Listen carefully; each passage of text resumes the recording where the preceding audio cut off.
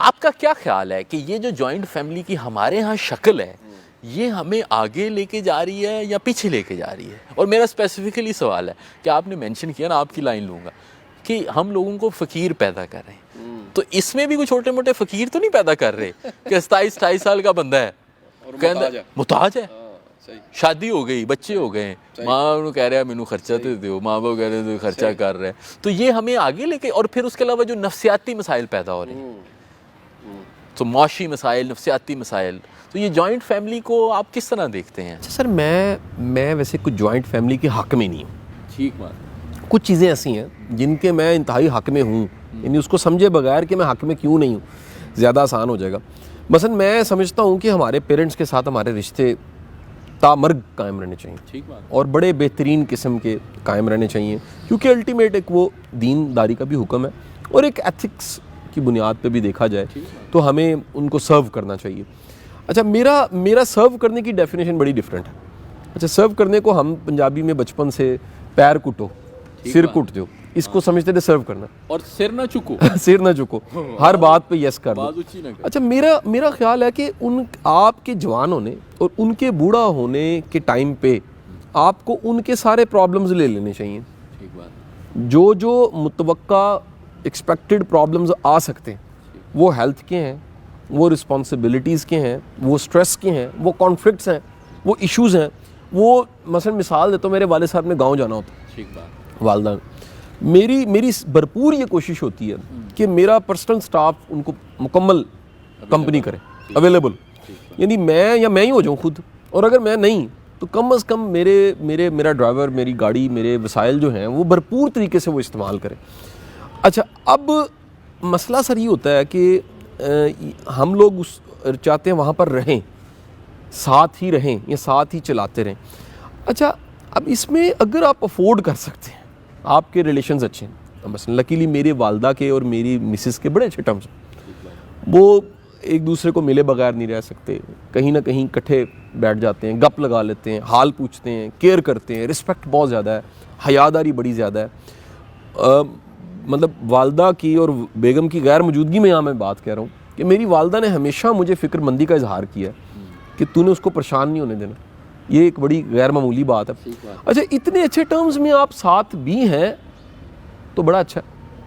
अच्छा, फिर एक घर में एक ऐसा बच्चा होता है जो वालिदैन को संभाल बड़ा अच्छा सकता है। मेरे एक दोस्त हैं उमर यार साहब, तो वो माशाल्लाह 5 भाई, उनमें से एक जो भाई है 4 बिजनेस संभाल रहे हैं, 5वां भी बिजनेस में था, लेकिन वालदा बीमार हो गई। उन्होंने 5वें की ड्यूटी लगा दी कि तेरा बिजनेस ये है, फुल टाइम तेरा शेयर, तेरा बिजनेस का हिस्सा, सब चीज़ें अपनी जगह पे हैं, तूने फ़कत ये करना। और वो भी विलिंग था, सारे ओबीडियंट थे, सब दिन में एक बार आके वालदा को मिलते हैं। लेकिन एक बच्चा ऐसा है जो फना फिल वालदा, और यकीनन उसे अजर भी ज़्यादा ही मिल रहा होगा। अच्छा, अब एक उसके बाद आता है फैमिलीज़, भाई बहनें सारे। अब उमर यार साहब, ये बड़ा कॉम्प्लिकेटेड किस्म की इसमें साइंस है। जो रिश्तेदारी है, रिश्तेदारी होने के बाद आपके अपने रिश्ते भी बदलते हैं। यानी मैं कल परसों बैठा बेगम से डिस्कस कर रहा कि हमारा बड़ा बेटा, उसके टाइम पे सारे चाचे, फूफे, मामे, बाबे सारे अवेलेबल थे। अच्छा, किसी की भी शादी नहीं हुई थी, मैं बड़ा था। अच्छा, सारे उसको संभालने खिलाने के वो इतना पैम्पर्ड करते थे कि हम दोनों आवारागर्दी कर लेते। अच्छा, अब क्या हुआ है कि सबके अपने बच्चे, सबके मसाइल हैं, सबके इश्यूज़ हैं, वो अपनी ज़िंदगी में ऐसे गुम हो गए हैं कि हम उनको अपने बच्चों की फटीक नहीं दे सकते। अच्छा, फिर आने वालों की अपनी सोच है, वो ऐनक बदल देते हैं, रिश्तों की ऐनकें बदलती रहती हैं, तो कॉम्प्लिकेशंस पैदा हो जाती हैं। फिर बच्चों की बलोगत के साथ और तरह के मसाइल शुरू हो जाते हैं, एक्सपेक्टेशंस बड़ी हाई हो जाती हैं। अच्छा, इस इकट्ठा रहने में कहीं ना कहीं नाइंसाफ़ियाँ होने लग पड़ती हैं। अच्छा, वो नाइंसाफ़ियाँ कहीं ना कहीं तकलीफ़ जमा करते करते गर्ज में बदलती हैं, वो लड़ाइयों में और हसद में फिर बदल जाती हैं। तो मेरा ख्याल है कि मैं चंद दिन पहले एक इंडस्ट्री में ट्रेनिंग दे रहा, इससे मिलते जुलते सवाल वहाँ उठा और मैं उसको जोड़ रहा हूँ साथ। एक सुपरवाइज़र ने मेरे से क्वेश्चन किया, मैं को ट्रेनिंग करवा रहा था, उसने कहा जी मैं जेलम से हूँ, तो मैं मतलब मेरे वालिदैन वहाँ पर हैं, बच्चे मेरे वहाँ पर हैं, मैं क्या करूँ? तो मैंने कहा तुम 2 साल के गोल्स, मैं आज तुम लोगों को गोल सेटिंग करवा रहा हूँ, प्रोफेशनल भी पर्सनल भी। तुम 2 साल के गोल्स में लिखो कि तुमने AM पे आना है, जो अगला लेवल है, असिस्टेंट मैनेजर का लेवल है, या तुमने 4 साल बाद DM पे आना है, डिप्टी मैनेजर पे आना है, उस AM के या DM के पैकेज में तुम घर अफोर्ड कर सकते हो यहाँ पर, ठीक बात। अभी कमरा अफोर्ड कर रहे हो, फैमिली अफोर्ड कर सकते हो, स्कूल की फीसें अफोर्ड कर सकते हो। होता ही है सर कि हम इतना अपनी कैपेसिटी बिल्ड नहीं करते, इतनी काबिलियत पे नहीं आते कि हम इंडिपेंडेंट जी सकें। ठीक बात है, अब होता क्या है कि 3-4 के किचन एक हैं, यही बात है। वो उससे तकसीम हो गया और पैसा कम इस्तेमाल हुआ। इनसिक्योरिटीज़ है, अकेला रहना बहुत बड़ी इनसिक्योरिटी है। आप मतलब जैसे मैं फैमिली मैंने मूव की तो सबसे बड़ा मसला ये था कि हम सेफ हैं कि नहीं है, ये बात ठीक है। दरवाज़ा कौन खोलेगा, नॉक होगा तो क्या होगा, सिक्योरिटी कैमरा काफ़ी नहीं है, मुलाजिम कितने रखने हैं, किसको रखना है। मतलब मैं तो उम्र ऐसा बड़ा अरसा ड्राइवर नहीं रख सका, मतलब आदत ही नहीं थी, ये अफोर्ड कर सकता था, बच्चों को खुद छोड़ता था मैं। और फिर आदत बनाई, फिर समझा, फिर ये भी एक ह्यूमन रिसोर्स रखने की भी साइंस समझ आई।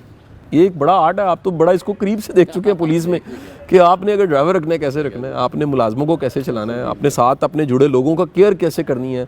उनको आप लेक्चर देके मोटिवेट नहीं कर सकते, उनके काम है वो अपने मसले उनके हल करने हैं, उनकी नीड्स को आपने एड्रेस करना है। अब सर मेरा ख्याल है कि जो फैमिली सिस्टम है, कंबाइंड फैमिली सिस्टम, वो इतना कामयाब नहीं है। आप अगर थोड़े से रिसोर्सफुल हैं, थोड़े से कामयाब हैं, आप मैनेज करना जानते हैं, आप इंसाफ करना जानते हैं, तो आप उसके बगैर भी लेकर साथ चल सकते हैं। अच्छा, आखिरी इसका एक जुमला मैं ये भी कहूँगा कि अगर आपकी बड़ी हार्मनी है और बड़ा अच्छा रिलेशन है और रह ही नहीं सकते और बड़ा कोई हिसाब किताब ही नहीं है दरमियान में, तो फिर भी शायद पहली नस्ल और दूसरी नस्ल तक चल जाता है। सर थर्ड जनरेशन पे फिर मसले पैदा हो जाते हैं, यानी कि अगर दादा औलाद और उससे पोते तक चलेगी बात तो बड़ी कॉम्प्लिकेशंस, अंदरून शहर में ऐसी बेशुमार मिसालें मौजूद हैं। तो आइडियल यही है कि बंदा जल्द बदेर कहीं ना कहीं इस काबिल हो सके कि वो इंडिपेंडेंट रहे और वालिदैन को रख ले, साथ जोड़े। उन्होंने इतना हमें लाइफ में सर्व किया और हमें भी उनको स्पेस उतनी देनी चाहिए, मोहब्बत करनी चाहिए।